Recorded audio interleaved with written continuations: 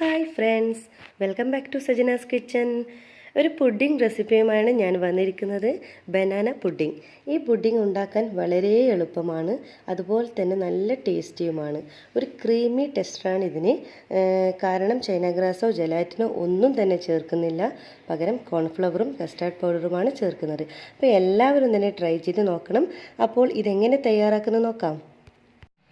അപ്പോൾ ഞാൻ അതിന് വേണ്ടി 2 മീഡിയം സൈസിലുള്ള ബനാന നേന്ത്രപ്പഴം എടുത്തിട്ടുണ്ട്. അത് 4ആയി കട്ട് ചെയ്ത് ഒന്ന് നെയ്യിലിട്ടൊന്ന് ഫ്രൈ ചെയ്ത് എടുത്തിട്ടാണ്.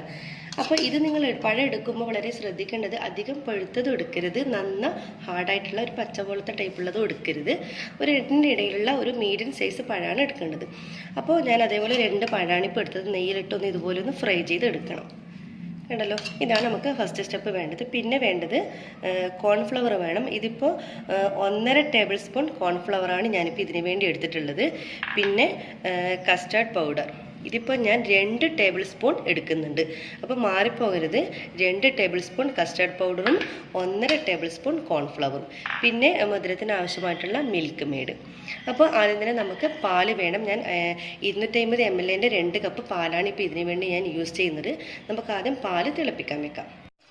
അപ്പോൾ പാല് നമ്മൾ തിളപ്പിക്കാൻ വെച്ചിട്ടുണ്ട്. പാലിപ്പോൾ ഒരു വക തിളച്ച് വരുന്നുണ്ട്.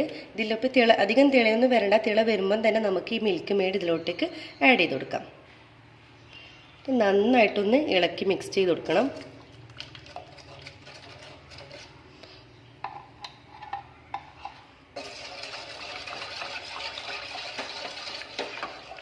ഇനി നമ്മൾ ഈ മിൽക്ക് മെയ്ഡും പാലും കൂടി നന്നായിട്ട് യോജിപ്പിച്ചതിന് ശേഷം ഒന്നും കൂടി തീ ഒന്ന് കൂട്ടിക്കൊടുക്കുക. അപ്പോൾ ഒരു ലൈറ്റായിട്ടൊന്ന് കുറുകി വരും നമ്മുടെ ഈ പാല്. അതുവരെ ഒന്ന് വെയിറ്റ് ചെയ്യാം. അപ്പോൾ നമ്മുടെ പാലും മിൽക്ക് മെയ്ഡും ഒന്ന് കുറുകി വന്നിട്ടുണ്ട്. ഇനി നമ്മുടെ തീ ഒന്ന് വളരെ സിമ്മിൽ വെക്കണം. ഇനി ഒന്ന് നമ്മുടെ ഈ പുഡിംഗ് ഒന്ന് സെറ്റാകാൻ വേണ്ടിയിട്ട് നമ്മൾ ചേർക്കേണ്ടത്, ഇനി ഇതിലോട്ടേക്ക് ചേർക്കാൻ പോകുന്നത് ഇപ്പോൾ കസ്റ്റാർഡ് പൗഡറും കോൺഫ്ലവറും ചേർന്ന മിക്സാണ്. അത് നമുക്ക് നോക്കാം എങ്ങനെയാണെന്ന്. നമ്മൾ ഈ 1.5 ടേബിൾ സ്പൂൺ കോൺഫ്ലവറിനകത്തേക്ക് നമ്മൾ 2 ടേബിൾ സ്പൂൺ കസ്റ്റാർഡ് പൗഡർ ചേർത്ത് കൊടുക്കാം. ഇത് അധികമാകാതെയും കുറയാതെയും ശ്രദ്ധിക്കണം. ഇത്രയും മതിയാകും. ഇനി ഇത് രണ്ടും കൂടി നന്നായിട്ടൊന്ന് മിക്സ് ചെയ്ത് കൊടുക്കാം.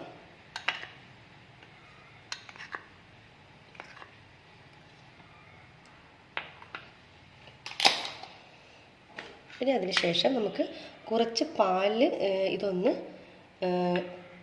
അതായത് കട്ട പിടിക്കാതെ ഒന്നിത് കുറച്ച് പാൽ ഒഴിച്ചിട്ട് നമുക്ക് കുറുക്കിയെടുക്കാം. കാരണം നമ്മൾ നേരിട്ട് തന്നെ നമ്മളെ പാലിലോട്ടേക്ക് ഇത് ഒഴിച്ച് കഴിഞ്ഞാൽ കട്ട പിടിക്കാൻ ചാൻസ് ഉണ്ട്. അപ്പോൾ അതുകൊണ്ടാണ് നമ്മളിങ്ങനെ പാലിൽ ആദ്യം തന്നെ ഒന്ന് കുറച്ച് മിക്സ് ചെയ്തതിന് ശേഷം നമ്മൾ ഈ പാലിലോട്ടേക്ക് ഒഴിക്കേണ്ടത്.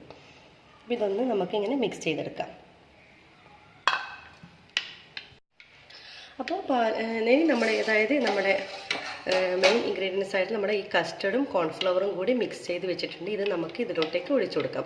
ഒഴിക്കുമ്പോൾ വളരെ ശ്രദ്ധിക്കണം. കാരണം നമ്മൾ നന്നായിട്ട് ഇതുപോലെ ഇളക്കിയിട്ട് വേണം ഒഴിക്കാൻ. അതുപോലെ തന്നെ ഒഴിക്കുമ്പോൾ നമ്മൾ ഒരു കൈ കൊണ്ട് ഒഴിക്കുകയും വേണം, മറ്റേ കൈ കൊണ്ട് നല്ലവണ്ണം ഇളക്കി യോജിപ്പിച്ച് കൊടുക്കുകയും വേണം. അല്ലെങ്കിൽ പെട്ടെന്ന് തന്നെ കട്ട പിടിക്കും. നന്നായിട്ട് നമുക്കൊന്ന് ഒഴിച്ചു കൊടുക്കാം. നമ്മുടെ പുഡിങ് പെട്ടെന്ന് തന്നെ കുറുകി വരും. കുറച്ചും കൂടി നന്നായിട്ട് മിക്സ് ചെയ്തതിന് ശേഷം ഹൈ ഫ്ലെയിമിൽ നമുക്കിതൊന്ന് ചൂടാക്കിയെടുക്കാം. അപ്പോൾ കണ്ടല്ലോ, നമ്മുടെ പുഡിങ് നല്ല ക്രീമി ആയിട്ട് വന്നിട്ടുണ്ട്. കുറച്ച് സമയം കൂടി നമുക്കിതുപോലെ ഇളക്കിക്കൊണ്ടേയിരിക്കാം.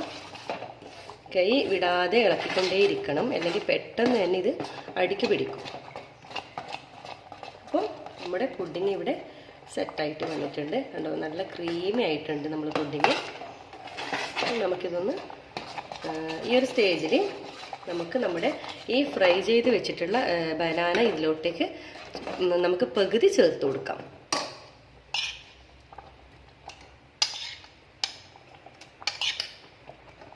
നന്നായിട്ടൊന്ന് മിക്സ് ചെയ്ത് കൊടുക്കാം.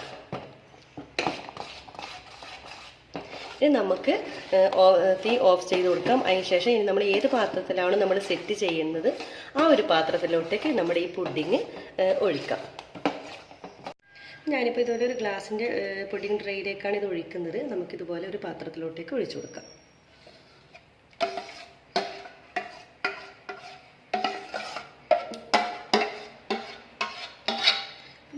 നന്നായിട്ട് എല്ലാ ഭാഗവും ഒന്ന് സെറ്റ് ചെയ്യാം.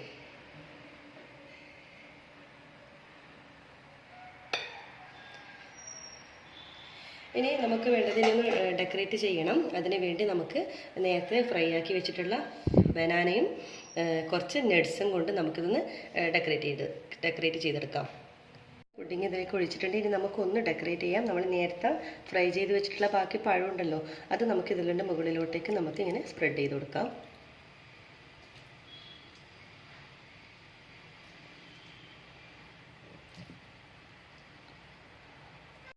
ഇനി ഇതിൻ്റെ മുകളിലോട്ട് കുറച്ച് ആൽമണ്ട് കട്ട് ചെയ്തിട്ട് കൊടുക്കാം. ഇത് ഓപ്ഷനിലാണ്, നിങ്ങൾക്ക് ഇഷ്ടമുണ്ടെങ്കിൽ ചെയ്ത് കൊടുക്കാം. ബനാന ടോപ്പിക്ക് മാത്രം വെച്ചാലും മതി.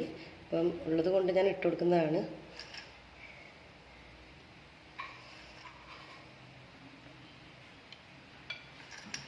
അപ്പോൾ നമ്മുടെ പുഡിങ് ഇവിടെ റെഡി ആയിട്ടുണ്ട്. അപ്പോൾ ഇനിയിപ്പോൾ നമ്മളത് 8 മണിക്കൂറെങ്കിലും ഇതൊന്ന് ഫ്രിഡ്ജിൽ താഴത്തെ നിലയിലൊന്ന് സെറ്റ് ചെയ്യാൻ വെക്കണം. കാരണം നമ്മൾ ചൈന ഗ്രാസോ ജലാറ്റിനോ ഒന്നും തന്നെ ചേർക്കുന്നില്ലല്ലോ. അപ്പോൾ ചേർക്കാത്തത് കൊണ്ട് തന്നെ ഒരു 8 മണിക്കൂർ നമ്മളിത് സെറ്റ് ചെയ്ത് വെക്കാം. അതിനുശേഷം നമുക്ക് ഓപ്പൺ ചെയ്തെടുക്കാം. അപ്പോൾ നമ്മൾ 8 മണിക്കൂറായിട്ട് നമ്മൾ ഫ്രിഡ്ജിൽ നിന്ന് പുറത്തെടുത്ത നമ്മുടെ പുഡിങ്ങാണ്. കണ്ടല്ലോ, നല്ല ടേസ്റ്റിയാണ്, നല്ല ക്രീമി ആയിട്ടുള്ള നല്ല പുഡിങ്ങാണ്. അപ്പോൾ നിങ്ങൾ എല്ലാവരും ഇതിനെ ട്രൈ ചെയ്ത് നോക്കണം. ഫീഡ്ബാക്ക് അറിയിക്കുക. സബ്സ്ക്രൈബ് ചെയ്യാത്തവരുണ്ടെങ്കിൽ തീർച്ചയായും സബ്സ്ക്രൈബ് ചെയ്യുക. ലൈക്ക് ചെയ്യാനും ഷെയർ ചെയ്യാനും മറക്കരുത്. ബെൽ ബട്ടൺ ക്ലിക്ക് ചെയ്താലേ ഞാനിടുന്ന പുതിയ വീഡിയോസിൻ്റെ നോട്ടിഫിക്കേഷൻ നിങ്ങൾക്ക് ലഭിക്കുകയുള്ളൂ. അപ്പോൾ എല്ലാവരും ഇതിനെ ട്രൈ ചെയ്ത് നോക്കണം. താങ്ക്